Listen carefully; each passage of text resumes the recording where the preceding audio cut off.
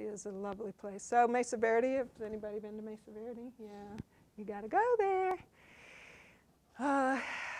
Nestled, you know, inside the rock to get away from the winds, to stay warmer, to get the sun, to be on the side where the sun comes more than the other side. It's a way to survive. People moved into this area. This is around 1,000 or so, if you want to be general.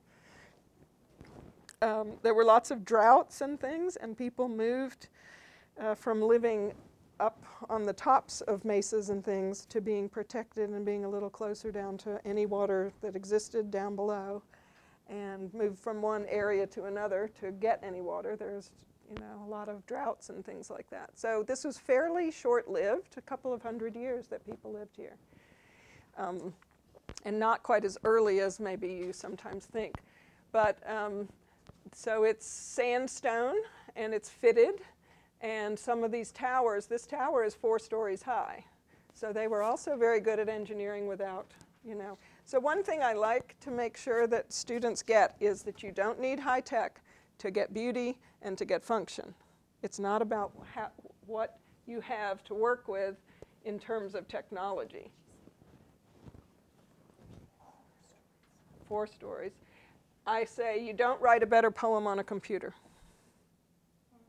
Right? Something like that. So all this stuff was done with stone. This is Stone Age technology if you want to put it in old world things.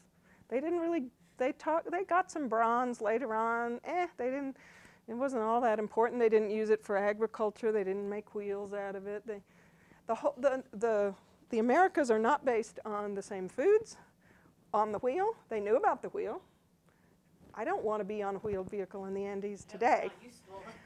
You're gonna die. And they had no draft animals to pull things, and they did their fighting. They did with hand-to-hand combat and the taking you, not standing back, and so much. So they're just built on different principles, and they all work. All these principles work. There's not one that's better than another. Just the proof of the pudding. What did they make? How did they thrive? Now, when they meet the Spanish, the rules, the 2 sets of rules, do give dominance to the ones who kill you while you're trying to come up and touch their hair. You know, one's playing rugby, one's playing chess. Spanish are playing rugby, the Native Americans are playing chess. Who's going to win? Anyway, Mesa Verde, you can see this is the tourists, but I like them. They're all standing around the kiva. The kivas are the circular structures that are subterranean. They had roofs. They had wooden beams across the roof, and you went down in those ladders. They were not water storage. They were sacred areas that you went and had ceremony in, with a fireplace in the center and the four quarters marked in certain ways. You know, so it was a quincunx, fire in the middle, and the either 4 pillars or 4 kind of like, not altars, but surfaces. Same thing as a megaron. Yeah? Okay. Yeah. So you're going into the earth. It's also, you can really stay warm and do a lot of your ceremonies you need to do in the winter because you're doing your agriculture. And you have to climb up. You have to climb out of here. You know, you have to go around here, and there are little tiny holes, little tiny toe holes and stuff for you to climb up there and get up to the top where you do your agriculture and stuff. Moki steps. Moki So steps? They carve them into the red rock. And so it looks like a sheer face, but they can climb up. Thank We you. have those, they are red rock. Yeah, there's a bunch in Moab. I've done some climbing. One at Red Cliffs near St. George. Yeah, Here's the kiva that's scary.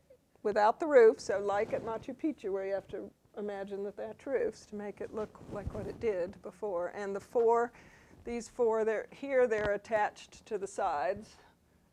The fourness come down into it, into the underworld, I would say.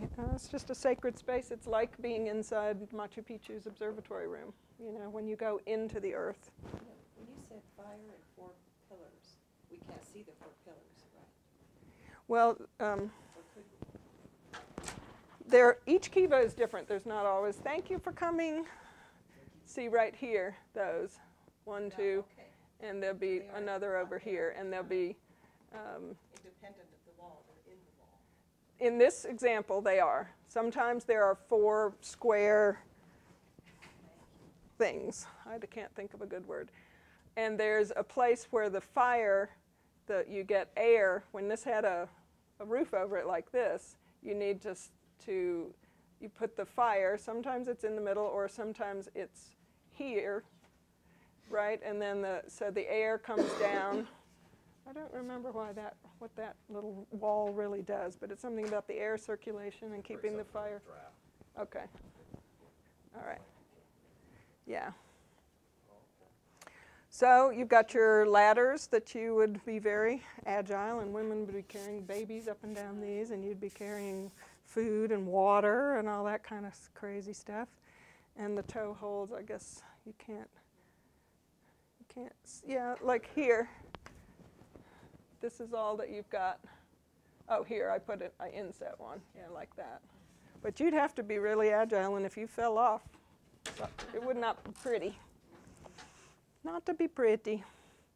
Here's one of the other ones, looking out, very sheltered and looking out onto these incredible views across the valleys.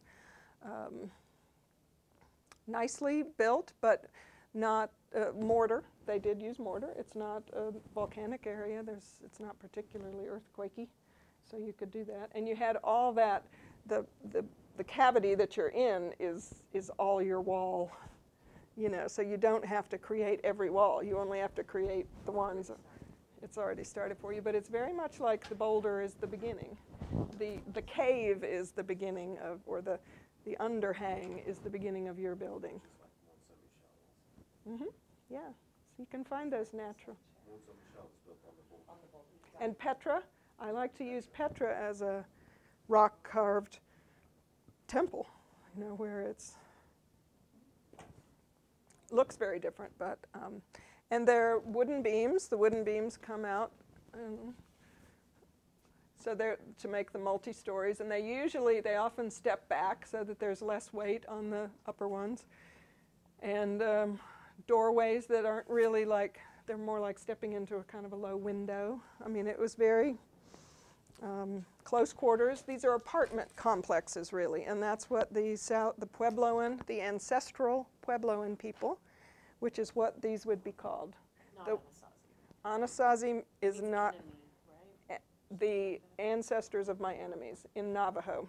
So Anasazi is only from the Navajo point of view. If you're Navajo, you can call things Anasazi if you want to, but it's rather derogatory. It's like my neighbors. So the Hopi don't like that word. They don't like the Navajo, and they don't want to be considered enemies. Their ancestors were not their enemies. So it's just better to say ancestral Puebloan. It's not a great term because Pueblo is Spanish for town. So you're already, you know. But what can we do?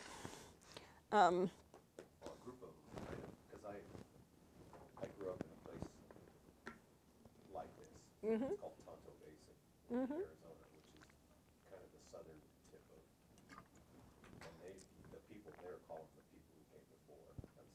That's Something nice and neutral like that. Yeah. The ancestors. Yeah. Mm-hmm. The elders, you know, the ancients. What do I call them? The people who came before. And it connects you up to them. And it doesn't, the Navajo and the Hopi is a recent, the Navajo are recent. They came down from the Athabascan from the north.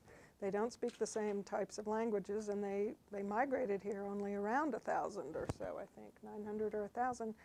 So their claim to the area, it's much like the Middle East, basically, you know, with the people who were there, yeah. And the culture is quite different from many, the Zuni and the Hopi and so on. So, and there's other migrations. The Hopi were further east and migrated there, and then they got stuck, like the yolk in the egg, inside the reservation of the Navajo, of their enemies. They were placed in the middle, completely surrounded by their enemies. Really good plan there. Here's where it's located, you know, near the four corners. near Durango and Cortez. So I wish we could have had an ancestral Puebloan pot like this one there, but we didn't. So beautiful, the black and white. Most of them are black and white. Mimbres would have been great to have those. They specialize, I wrote ancestral Puebloan over the Anasazi and the other sort of cultural groups in the area, but you don't have to worry about that. And the Mimbres they would put holes, they would kill their pots. And this happens all through the Americas. It's another, like the figurines that get sacrificed. The Maya would put holes in their pots when they put them in the grave. They would render them useless and dead. They would lose their lives when the person they were buried with lost their lives. So you would have, a lot of times a museum will fix it. You know, let's build this in and fix it. It's like, no, you're not supposed to do that. This is just to show you Chaco Canyon, these incredibly large conglomerations of apartments and things. Beautiful, beautiful place.